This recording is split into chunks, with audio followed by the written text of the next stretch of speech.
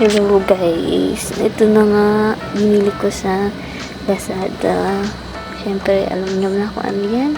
Nakabalot pa. So, ito, bubuksan na natin. Ito ay iron sa buhok. Iron, ang English tayo dyan. Plancha yan. Plancha, yung pangarap ko lang dati. So, ngayon, inano kasi ako ng Lazada. Makakahiram daw ako worth 1,000. So, tinry ko nga itong plancha na to. Ang tatak niyan ay MAC. In English, brand. Ayan ay MAC. Marami nagsasabi na maganda daw na brand yan. So, tinry nga natin yung brand na yan. First time ko lang magkaroon ng plancha sa buhok. Kasi tingnan nyo naman kasi yung hair ko dyan, diba? Lukot-lukot na. Lukot-lukot.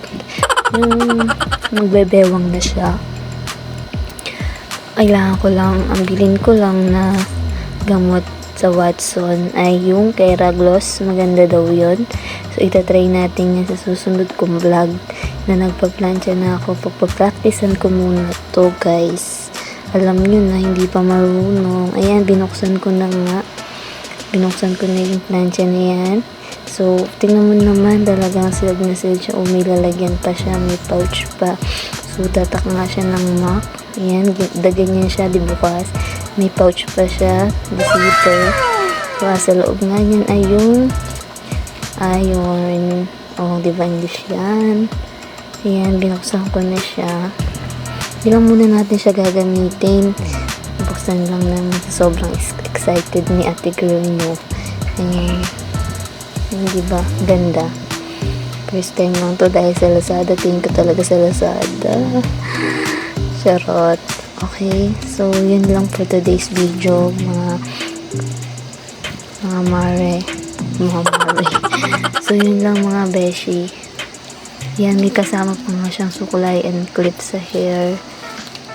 So, matatapos na nga pala ang aking video for today's vlog. So, sa susunod na vlog, maglalagay na tayo ng gamot. Diba? So, salamat sa panonood.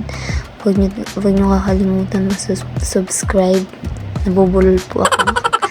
Mag-subscribe sa aking channel. At laging manood kahit ayaw nyo, manood kayo. Charot. Sige, salamat sa panonood. Yan lang. Salamat. Bye-bye.